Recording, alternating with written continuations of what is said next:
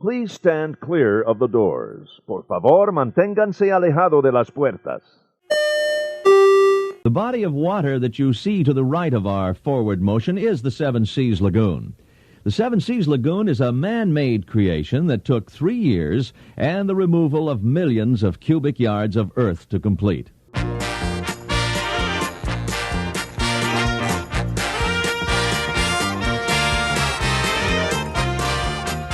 Hey everybody, thanks for joining us. I'm Tim Scott. This is ResortLoop.com, the gateway to the magic. Hey, the gang is back. This is the DVC Roundtable. Woo! Joined by. This feels like a high school reunion. I know, it's been so long, too long. Loving it.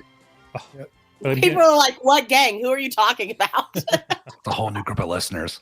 That's right. Like we've never met these people in our life. Oh my goodness. Oh, but if you haven't met them before, we're joined by Miss Rebecca Toon. Hey, howdy, hey. Mr. Brad Coates. Hey, everybody. And Mr. Joe Quattrochi. Tim, what's going on, brother? How are you tonight? Oh, not a lot, but I'm happy to have everybody here.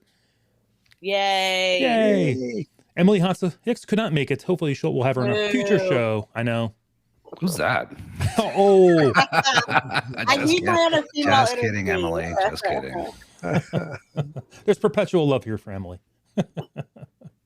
So we're going to talk about some DVC, Disney Vacation Club news. And who do we decide was going to start us off? Was it Mr. Quattrochi? Yeah, I'll lead us off tonight. The original. OG. I'm on the pole position tonight. Yes, you are. There you go. Winners always want the football. That's right. So yeah, story number one comes from DVCfan.com. It's talking about the 2022 DVC Condo Association meeting, and Disney Vacation Club once again featured the member feedback tool in their meeting. Encourage their members to utilize the tool. It's a great way to provide some feedback on your trip, website experiences, or on your overall membership. The membership experiences, they learned that Moonlight Magic is back in 2023 and includes Disney's California Adventure, which is nice for our DVC family out on the West Coast. Also highlighted were the Wicked Wind Down events at Top of the World, Wicked Wind Down, at Top of the World, and the upcoming member lounge going on in the Disneyland Resort. Ooh. Sorry guys, it's been a really long day. So yeah. So there's new DVC towers. New DVC towers were featured at the meeting as well. Both the Polynesian and Disneyland towers were discussed, although no new information was given. And members are still waiting to hear if the condo association will remain the same as the existing villas. I'll be actually very interested in that, Tim, as they're saying the new ones for the Polynesian is going to be the same. I don't know. I mean, it feels like a completely different resort. Mm-hmm. I've kind of vented about this on our other podcast, and it's like I'm just not a happy camper about this new Polynesian tower. But it'll be interesting to see if they create its own or if they combine it with the existing Polynesian HOA. As for refurbishments at the resorts, at the meeting, the association released the updated DVC resort refurbishment schedules. The upcoming hard goods refurbishments, they have this Boulder Ridge for the end of 2022, Hilton Head for 2023, Boardwalk Villas also for 2023, Bay Lake Tower for 2024, and the soft goods refurbishment is for Beach Club Villas at 2023 and Vero Beach for 2023. I stayed at the Boardwalk Villas this summer, and let me tell you something. That resort needs a hard goods refurbishment very badly. So I'm sure our Boardwalk owners out there and members will probably feel that as well. It was in need of some love. So I'm glad to see that it's on the list for this year. Finally, the board meeting and member meeting. During the Q&A portion of the meeting, a couple of questions stood out. Multiple times the question came up about the Park Pass reservation system and how much members dislike it. Members wanted Disney Vacation Club to advocate for the removal of the system. Interestingly, the question went largely unanswered in political fashion, I'm sure. Other questions included feedback related to disappointment with Interval International options, which is the replacement for RCI, and the lack of annual passes for DVC members. On the annual pass topic, DVC responded that they advocate for us every day and that offerings will change. So they're saying that they're fighting for the members there. So a lot to digest in that article. It's very good that the hard goods are scheduled. And so I also know Boulder Ridge has needed some love as well for a really long time. I feel like that one has been. Can I just ask for those who may be new to DVC, can you just briefly tell us the difference between hard goods and soft goods? The hard goods, I believe, is like when they almost gut. Is it? I don't know if they gut the place, but like they replace like The the mattresses. mattresses, the fridges. Like they really take a lot of like the guts of it Curtains, out of it. window dressings. Oh, everything. wow. So that's Carpet. pretty much an overhaul. Carpet if necessary. Yeah. So, Okay. and I'm sure the hard goods is where essentially, like, for example, just stayed in Saratoga last weekend. They pulled out all the carpets and they've got like that vinyl flooring now, which is much cleaner, much easier to clean. You can see when it's dirty. So like that kind of stuff. Soft goods is when it's just kind of upgrading maybe the existing patterns or existing comforters or couches or pillows or throw pillows or something like that. So just kind of the easier things that to kind of spruce things up, because these rooms are booked mostly every day of the year, so they're getting worn and wear and tear on it, quite quickly. So, but yeah, it's good that the dues are going back into the rooms and they're constantly renovating them. Hopefully, with the hard goods, if they're being redesigned, they're actually putting some thought into the theming. I know there's been some controversy out there with some of the re-themes out there that they're a little bit plain. I think they did a great job with Saratoga, my home resort, as you all know. So hopefully they continue with that trend with doing some good refurbishments. So we'll see. Time will tell how this turns out. I love reading there where they multiple times they brought it up to talk about this exciting new feature at Disney World, the Park Pass reservation system. Nobody loves And every that. time the question come up, it was Largely unanswered. Yeah, said nobody. Cricket. Right, cricket. exactly. I mean, the good thing is at the taping of the show, they're talking about getting rid of the 2:00 for annual pass holders, except for Magic Kingdom on Saturday and Sunday, where you won't need a reservation to go after 2:00. So that's a good thing. It's a step in the right direction. Don't know if they'll ever get rid of it fully, but They better. step in the right direction. So we'll see. yeah. Now, I did one thing, though, I did notice on that when they were talking about that, they weren't sure whether with the 2 new DVC towers, whether they were going to be, under how they were going to be brought into the HOA. But that confused me, because with Disneyland, it answered its own question, because it can't be absorbed into another DVC unless you're going to do it in the Grand California, which would really be weird. It's going to have to come in as a separate entity. But the Polynesian one, like you said, that's the one that's the only difference with the Polynesian, Brad, is that the Polynesian doesn't have anything but studios right now. So I think the existing owners would like that it would offer, 1 bedroom and grand villa options at their home resort. Plus a lot more room availability. Correct. Which is nice. So, I just honestly, I've said this before, I just really wish, look, in my opinion, and we're going to stay positive on your show, Tim, right? I think they reused a lot of the materials that were purchased for reflections, for this tower. I would have loved to have seen them rebuild the 1971 style longhouse. I think it would have been absolutely epic to rebuild something that's that old again. Unbelievable. That would have been super popular. But we'll see. We'll see how this turns out. That whole area where there's kind of a mess right now, but with the Poly Tower, and they're redoing all the golf course over there on the back nine of the Magnolia, it's all tore up. But it's can't make an omelet without cracking an egg, right? So they're working on it. True. There you go. But we'll see. All right, Brad, do you want to take us to our second story? Yeah. So some exciting came out. And Walt Disney World has confirmed it, that the new coaster, Tron Light Cycle, which will be interesting to see, Joe, if it suddenly replaces Guardians for you for your ultimate roller coaster, because I know you love that new Guardians coaster. Guardians is great, man. Yeah, I haven't been able to do it yet, so Incredible. June, it's coming. But they've announced that the official opening, which I don't know if that caught any of you off guard, that it was earlier than I really thought it was going to be, but Tron will be opening up to the public on April 4th. So coming fairly quickly, which is great. Now, they did reveal that eligible Disney Vacation Club members and annual pass holders will be given an opportunity to preview the ride, similar to what they did with the Galaxy Cosmic Rewind ride, where before the ride opens, you'll be given an opportunity. They'll contact you and let you know whether you can be a part of an early experience on the ride. But it sounds like it's going to be only open to pass holders and DVC members. The challenge with this, my brain is like, what? I'd almost plan a quick trip. Just, every once in a while I do a trip out to Disney World just by myself without without my wife because she doesn't have as many vacation days as I have. So I can whip out there real quick and just go experience that ride and do it. But the problem is there's no idea when. So, and that kind of happened with Galaxy, didn't it? Did anybody remember? It seemed like it came out. It's like, okay, next week, in 10 days for 2 days, it was like a very limited thing. And it came out kind of late. So it was kind of like you either already had a plan to be there, or you probably weren't, unless you were Joe and just driving down the road to go do it. You weren't going to get in on it. So, but it is exciting. Be interesting to see how that unfolds, don't you think? Absolutely. The funny thing about this attraction is with the last bunch of major attractions that opened, Guardians of the Galaxy, all the Star Wars attractions. Like, I wasn't really a big fan of those movies. I love Tron. I love this movie. It's funny how that, like, nobody liked this movie. Like, this movie was a trendsetter back in the early 80s, right? It was, but nobody ever talked about it. I have it on DVD. I liked Tron Legacy. I liked the remake of it, or the sequel to it. I really like this movie.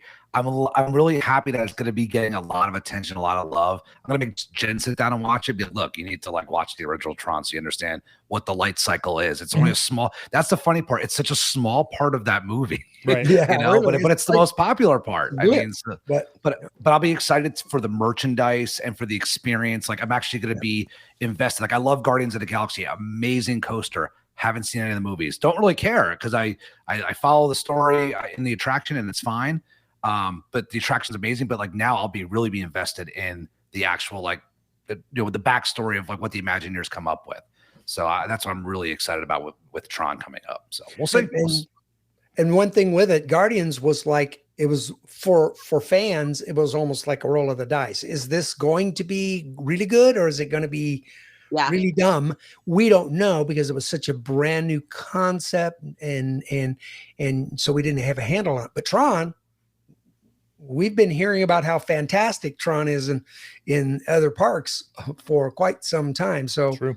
So I think the level of anticipation and excitement is even going to be greater for this one because it's already got a built-in fan base of people. Yeah. I was definitely not excited about most of the new rides that were coming out. And we happened to get a virtual queue for Cosmic Rewind while we were there over the holidays. And I came out of that ride being excited about everything Disney was working on because it was just Bring it on. So incredible. Yeah. And we did Rise of the Resistance and we did Smuggler's Run, which were really cool and interesting. But I miss roller coasters.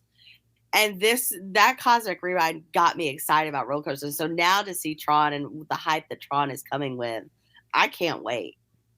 I don't know about you guys, but I have a little bit of, as much as I love Tron, like I do, I have a little bit of Tron fatigue because I feel like I go to the parks a lot, and I just feel like I'm so tired of seeing it under construction. Like, if you think about it, and I know we went through a pandemic and it was an unprecedented time in our world, essentially, right? But they built Ep.8 in less time than they built this attraction. Wow. So I mean, it's been 5 years. Like, I'm ready for this to be open and to Agreed. I mean, I'm ready for it to open. I'm a little sad. Well, I'm a little concerned because with Splash going down for the retheming, it's like we're losing one major attraction, but opening up a new one. It'd been nice to have had that already done to absorb, more park guests. But we'll see how they handle that going forward. But I got a little Tron fatigue, but I'm happy. I got Tron construction fatigue is what I have. True. Besides for the action. Construction there you go. fatigue. Yep. And that makes a big difference when you have rides going down and rides coming. When we were there, I think it was on Christmas Day, because it was so cold. We were in Hollywood Studios, and at one point, Smugglers was down, Rise of the Resistance was down, and Tower of Terror were all down. The park has never felt so heaving in my whole, I just sat down on a park bench and waited because it made such a huge difference when those big rides are down. It's like crinkling up a hose and the water stops flowing. Right. There's nowhere to go. Yeah. So. But unfortunately, that's where our reservation was for the day. So the dreaded park reservation. Which brings up a good point. Which, speaking of reservations, great transition right there. it was Rebecca still got it. A little rusty, but I still got it. It was announced earlier this week that Walt Disney World annual pass holders will no longer require park reservations to visit the parks after 2 p.m. The one exception being Magic Kingdoms on the weekends. So Saturdays and Sundays at Magic Kingdom, they will still require a reservation. Pass holders can enter the 3 other theme parks along with Magic Kingdom on Monday through Friday without having to make any park pass reservations for the day. So tiny baby steps maybe towards what we're hoping for. Guests who purchase the Genie Plus service will also soon receive free digital downloads of attraction photographs. Attractions such as Space Mountain, Slinky Dog Dash, Test Track, and Expedition Everest are mentioned, though all attractions offering on-ride photos should be included. This is similar to Disneyland's policy, which offers the PhotoPass product for free along with Genie Plus. No specific timeline has been revealed for the addition of this benefit, however. They also immediately brought back complimentary. I don't know about immediately. I mean, they did it and it happened. They were charging for a while. They made some money on this. January 10th, it dropped. Yeah. They also brought back complimentary self-parking for guests staying at the resorts. Yes. After many years of providing free parking as a hotel benefit, Disney began charging guests to park at its resort hotels in March of 2018. DVC members were always exempt from the added parking fees, given that parking lot maintenance and upkeep is already passed on to owners being the annual dues. So you were paying for it, you just probably didn't read the fine print. Meanwhile, beginning February 4th, coming up quickly, Disneyland guests will be able to begin park hopping at 11 a.m. Again, that's Disneyland guests will begin park hopping at 11 a.m., which is 2 hours earlier than their current 1 o'clock time. Also, for a limited time, Disneyland guests will receive complimentary PhotoPass attraction downloads in conjunction with the Disney 100 celebration. Also, Disneyland has committed to reopening the Magic Key annual pass program for new sales periodically in 2023. In November of 2022, Magic Key sales resumed for a little more than 1 day before being suspended yet again. No specifics have been provided as to when sales may resume or how long they will be available. No updates have been provided regarding the annual pass holder program at Walt Disney World. And while current pass holders have been able to renew their passes, including the Sorcerer Pass for DVC, new passes have not been sold since November of 2021. That's a long time, guys. It's a long time. And I feel like the longer they go without selling them, the more we decide we don't need them. Yeah, but it's also, Rebecca, it's the more that like people don't go anymore. Like I know that they know they're looking for that specific demographic. They want to sell day tickets. That's what it is. Yeah. But like I will say this, we've had a bunch of our friends give them up during the pandemic. Jen and I never did. I was like, I'm not giving them up. And we don't go with people to the parks as much as we used to. And I'm going to say this, Tim. I'm putting this out there. Okay. I think it's a bunch of hooey. Okay. But that old adage that annual pass holders don't spend money in the parks. There may be a small segment of like really local people in Orlando that go like 5 days a week. That won't, right. But people like myself and Jen, our friends Brittany and Justin, who were on your show many years ago, love them. We would go. We would spend money in the parks. We would have dinner. We would eat because those passes aren't there anymore. We don't go as much with them. Like we're gonna meet up with them on the Saturday at the Springs, but their tickets are only good for Monday through Friday. They open those passes up to Florida residents like the weekday passes. Right. So they don't have weekends. So like. We're still spending less money now because their passes are limited. So there are a bunch of people out there that are used to having an annual pass. They're like, you know what? I'm not spending money on a day ticket. Like they just want to get the annual pass and just go when they want to go. Mm-hmm. So I still think, and Disney World is different than Disneyland, obviously, but I still think that that's still hurting them, I think, in the long run. I mean, I was going to say, don't you think a lot of that mindset is born out of the Disneyland annual pass holders, and so they just lump it all together, and it's a very different beast. Yes. I've got clients that say, yeah, I sit in my office every day while I'm working, and then once in a while I'll open up I'll turn around and open up the curtain so that I can just look at Magic Kingdom. I mean, it's like right there. Wow. It's like, how are you getting work done? But it's a different world for the locals, right? And that's why when they opened up the annual, that's the difference. You open up the annual pass holder for Disneyland, and look out, here they come. Right. Look out, here they come. 36 hours later, you're licking your wounds. I was one of the ones who gave up my pass during the pandemic, and not realizing that they wouldn't offer it once the pandemic was over. Right. And I have to say, it crossed my mind when we were there over the holidays. I was on the last day. It was before I went through the gate on my last day of my park hopper. And I thought I could, I wonder if I could upgrade this. Maybe I'll go talk to guest services, because I couldn't remember if they were selling them or not. And ultimately I didn't bother, because I didn't know when I'd be back down again. And I wasn't ready to do it yet. So it'll be interesting to see, as they reopen them, or if they reopen them, how successful they are. I still think a lot of people, like, I have a Universal Premier Pass, annual pass. It's unlimited, and after 4 p.m. I get the unlimited express pass and stuff. I think I use it 3 times a year, and it still pays for itself. I'm still making out on it, but it's like, I don't think every single person who buys an annual pass is there 5 days a week. I think Disney overestimates the Orlando annual pass holder. I mean, I know they keep track of that stuff. I understand that, but I still think they're missing out by not offering those annual passes. That's my opinion. I don't have any really data to back that up, but I guess we'll see it. Things seem to be trending in the right direction, which is funny, they're reversing things. So maybe that's one of the things. Listen, I'll trade the reservation system before the annual passes right now, but hopefully they'll work on that and kind of get it back to the glory days of 10 years ago. When we talked about this pre-show, when we all became friends and family out here and started the roundtable with Tim and Bob. I mean, those were great days. Let's get back to those days. Exactly. But I will say, see what happens. This past week with the news that came down, that was the first time in like 2 years we had good news. Good, yeah. Great. That wasn't bad news or restrictions, and you couldn't do this, you couldn't do that. So I was thrilled to have some of that news. Agreed. Absolutely. It was like a sigh of relief. And it's funny with like free parking, like it doesn't really apply to DVC members. Right. But honestly, like as somebody who will stay at Pop every once in a while, or I stayed at Coronado like a couple weeks ago, and I got dinged for parking. I was like, really? Exactly. Like, really, this parking lot's empty right now. I'm like, come on. I know. So I know. But they backpedaled on it, so I'll take it. Yeah. Well, some of those other topics too we covered.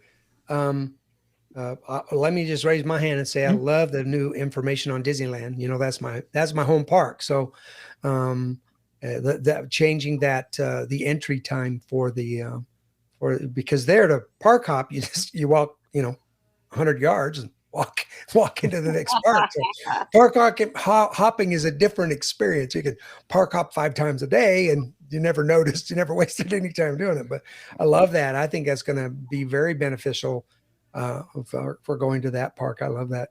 One thing to note on the annual pass holder change for the park pass reservation, because in case there's anybody out there that misread it when I was reading it, it's not doing away with the park pass reservation system for annual pass holders.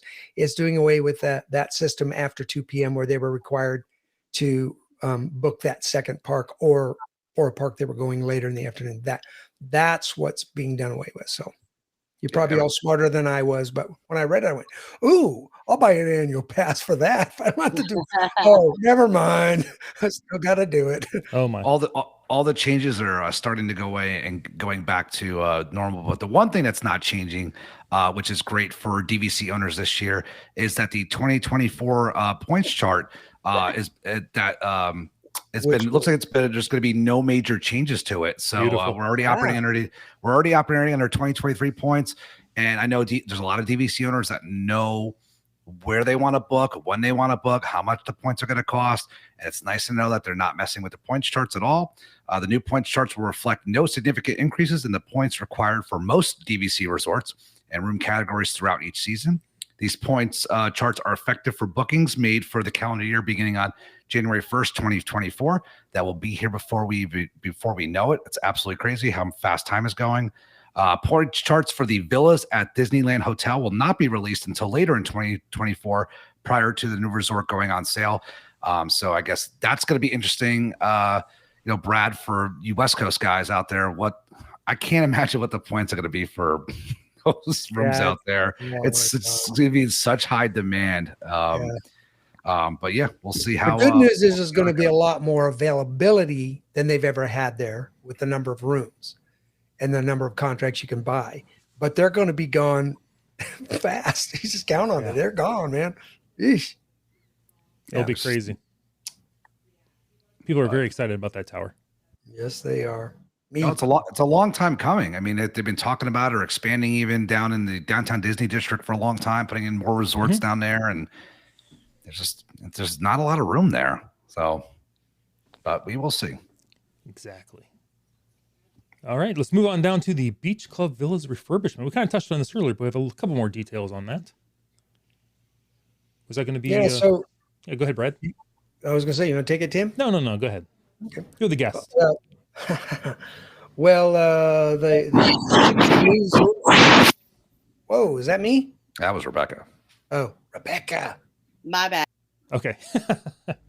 Did you have Taco Bell? What's going on? Hey.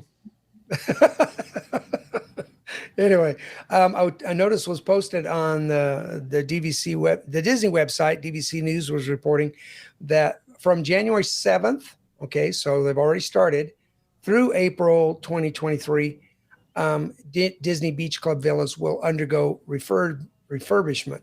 And during this time, the resort amenities will remain available for your enjoyment.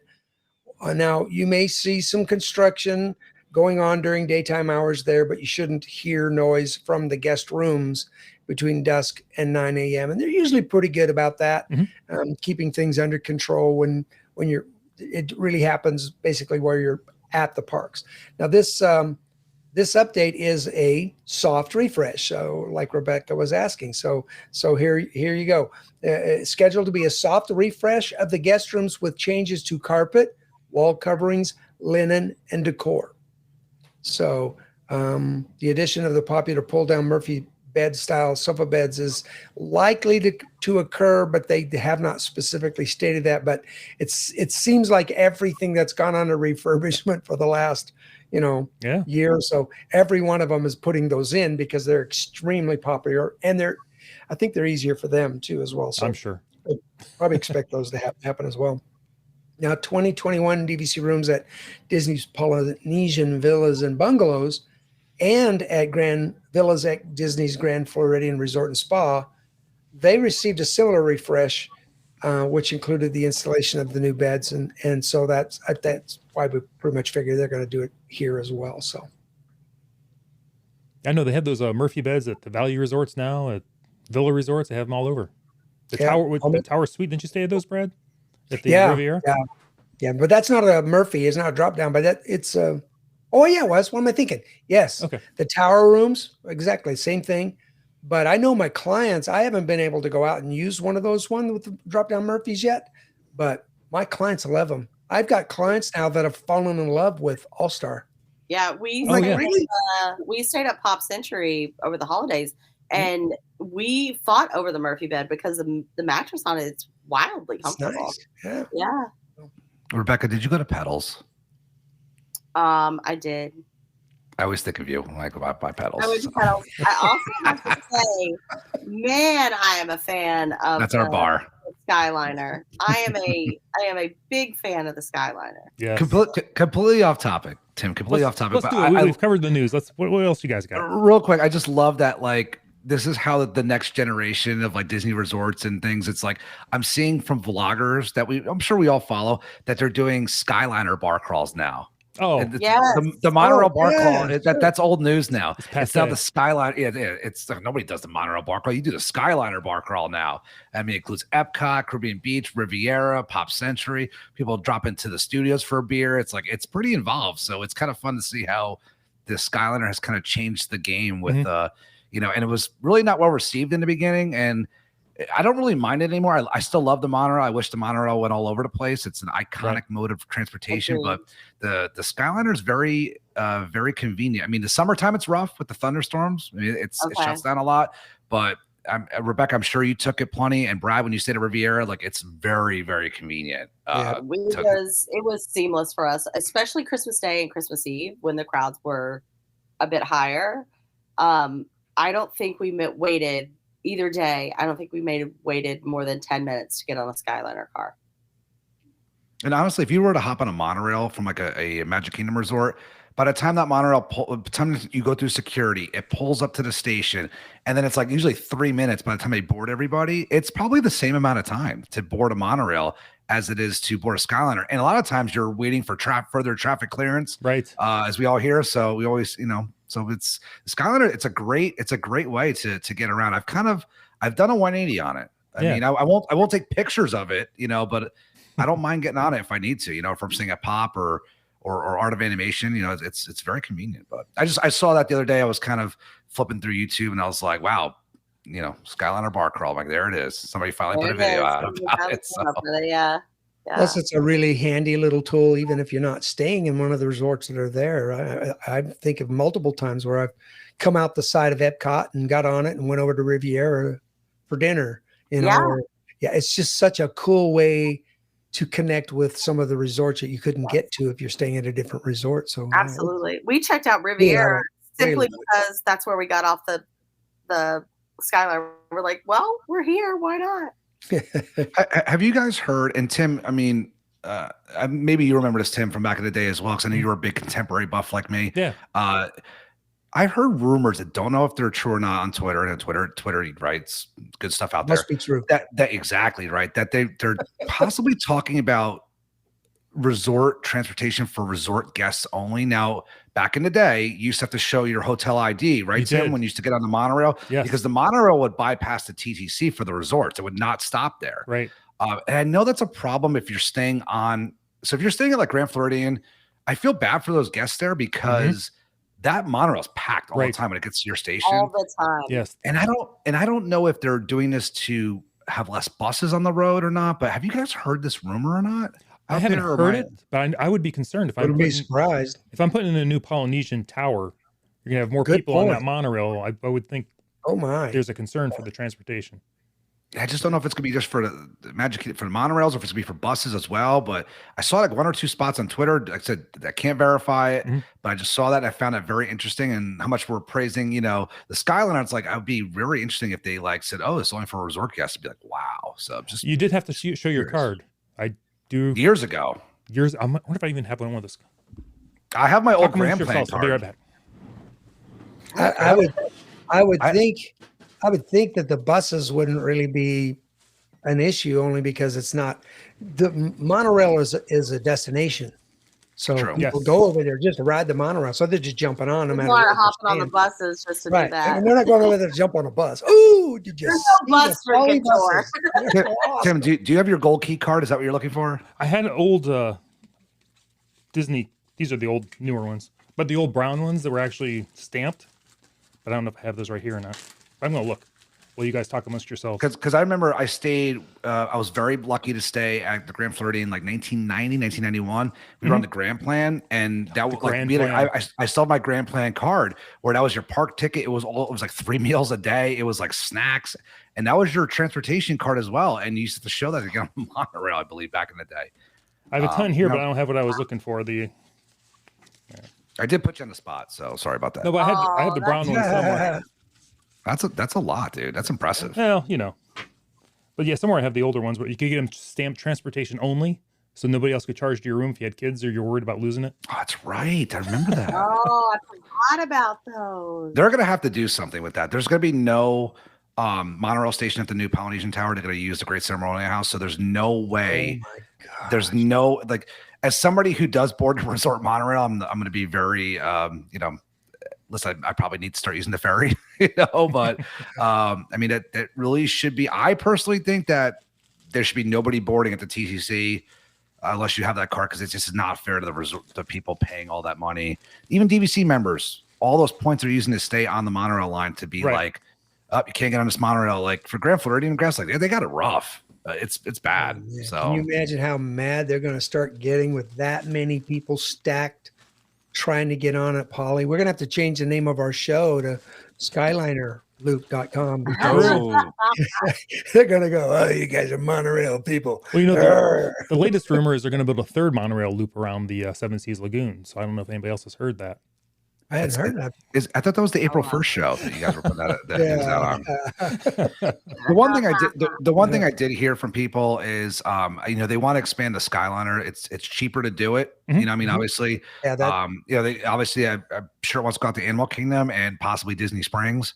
So if they ever did it, like extend out to those parts, like all the way out to the eastern and western parts of the property, that'd be absolutely amazing. Imagine taking the Skyliner from Disney Springs. Man, Even if you were a Saratoga guest, I wouldn't cry if I went to Coronado. I love Coronado anymore. Coronado's amazing. That's such an underrated resort. I loved my stay there. And I'll tell you, I loved my stay not even in the Grand Destino Tower. I still love staying in the casitas out in the outskirts. Yeah. It's such an underrated resort. It's unbelievable. It always has been, which amazes me. I love staying there. It's such a nice place to stay. And Rick's is amazing. Rick's is, and I tell you, for our Resort Loop fan base out there, if you guys are looking for a place to replace ESPN, Rick's Sports Bar Coronado is a great place to watch a game.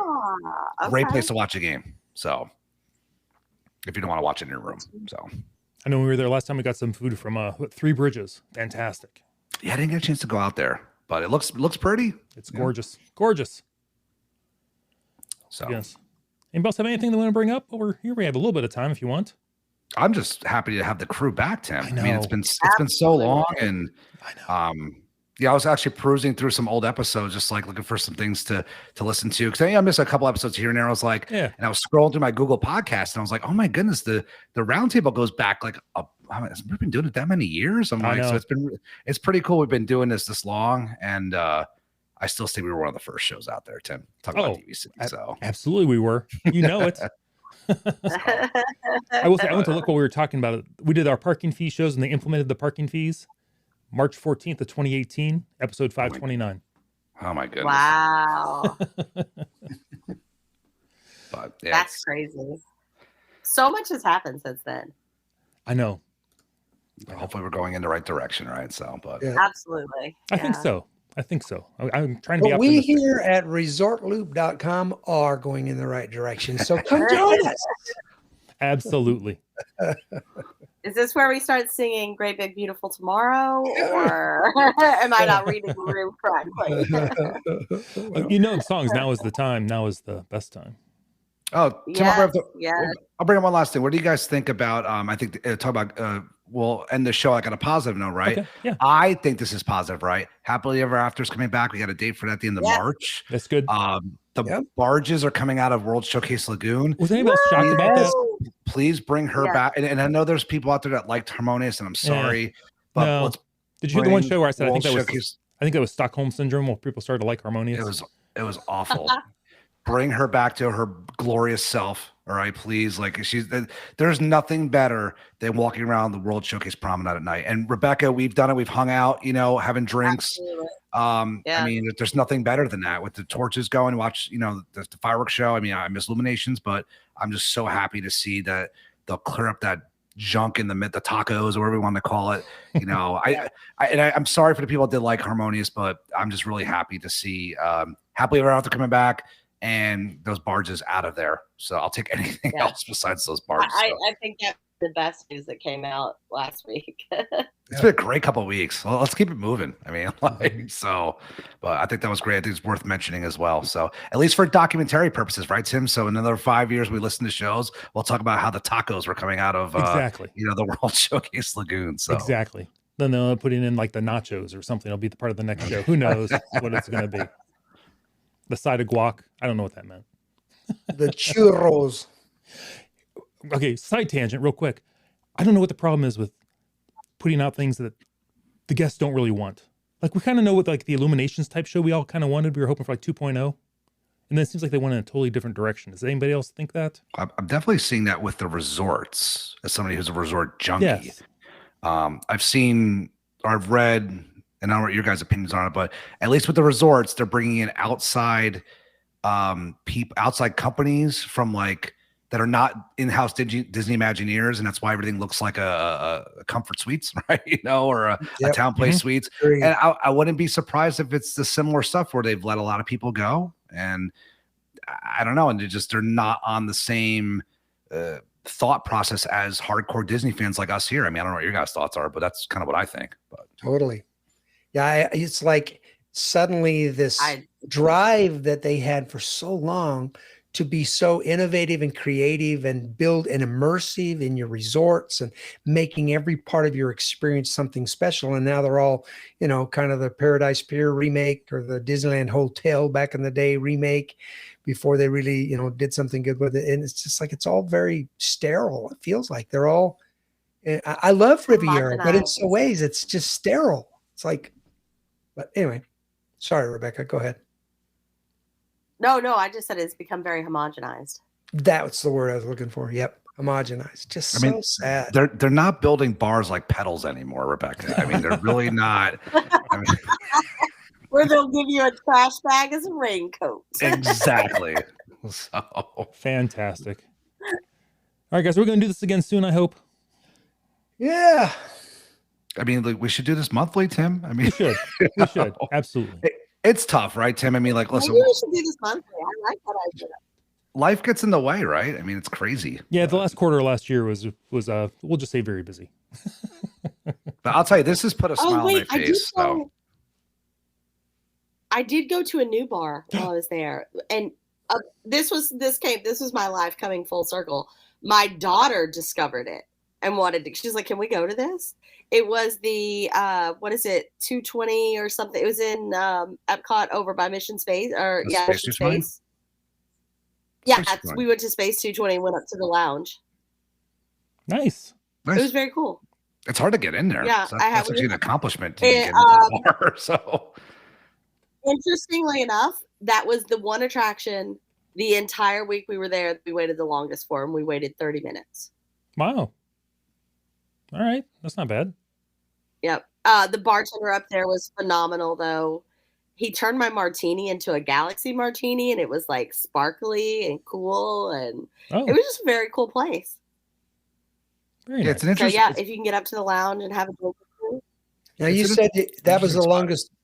That was the longest wait. You're talking about the wait to get into the bar. Yeah, because we did not have a reservation. Oh, so you did get in without a reservation. Yeah, this was when we were in Magic Kingdom. That was Christmas Eve.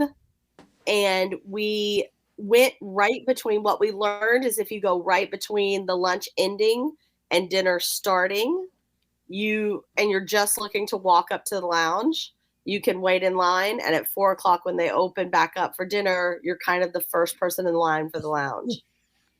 Tim, I'm a little concerned that Rebecca just referred to as the Space 220 Lounge as an attraction. She said that's the longest attraction I waited for. Well, I'm a little concerned. For those that know Rebecca, that's right. It is. But it has that long elevator ride. You got to go up 220 miles. So that is true. It was a long elevator. But listen, we had great luck. We did use Genie Plus on Christmas Day. We did not use it any other day we were there. We used Genie Plus on Christmas Day, and we did Lightning Lane for Rise of the Resistance. We got 5 uses out of our Genie Plus on Christmas Day. Okay. Wow. That's pretty good. Which I thought for Christmas Day was phenomenal. Yeah, they keep changing the rules on it, so that's actually pretty good. So maybe if you were to divide up by what you paid for it. We got one as a freebie. Yeah, we got one as a freebie because Rise of the Resistance went down for a little bit. Yeah, we do the same thing, Rebecca. Jen and I, we kind of pick and choose our days with Genie Plus of when we're going to use it. Like, if we go for like 3-4 days, like a long weekend, we'll do it like one day maybe. We look for usually for Magic Kingdom. So, but we don't do it every day. Yep. So it's good that you definitely got your use out of it. That's good. Yeah. That's good. So fantastic. Yeah, it was of course surge pricing because it was Christmas Day. So I think we paid $32 each for it. But for $90, I think it was a good use for money for our day. No, definitely save you some time. That's for sure. So that's right. Yeah. All right, guys. Thank you very much. I think we had a great show. I'm happy having the gang all back together. Absolutely, Tim. Thanks, brother. Awesome. If Rebecca, if anybody would like to reach you, how can they do that? You can find me over on Facebook on the Resort Loop live page. You can find me on Twitter at Tequila Becca. And hopefully you'll find Joe and I at Pedals Bar soon. That's right. Absolutely. Red Coats, where can people find you? So you can find me hanging out once in a while at the Facebook at the the Resort Loop Live page, also at Family Fun Travels by Brad. And that's pretty much where I am all the time now, what little time I have to enjoy that stuff. You can find me in Animal Kingdom Lodge in June with all my family. In June. If you want to meet the kids, they'll be there. We'll be there. Nice. And Mr. Joe Quattrochi. Let's see, Instagram at Joe Quat. I guess I'm still on Twitter at Joe Quat. Also, you can find me at DDP Today, the podcast I'm on there, and still every once in a while at the Mickey Dudes. There's only so much time in a day, so I try to split my time between the two shows. But happy to be on that show as well. So look for me over there, and back on Facebook again at Quat Joe. So if you're on Facebook, look for me there. And just happy to be back, Tim. It's good to have the gang back together. Oh, it is. Thank you so much. And I'm Tim Scott. Facebook, Twitter, the website, ResortLoop.com. Don't forget our group, Looper Nation Live over at Facebook also. Everybody, you've been listening to the Gateway to the Magic. Take it away, guys. See you, everybody. See you, everybody. Have a good night, guys. Yeah, you remembered. See you, everybody. Yay!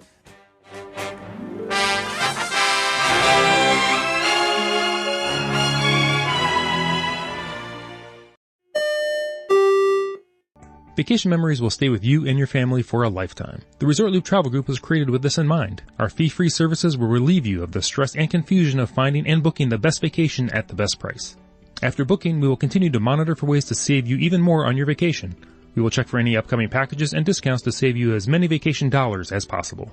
Resort Loop Travel Group, gateway to your magical vacation memories. Get a quote, or for more information, visit ResortLoop.com.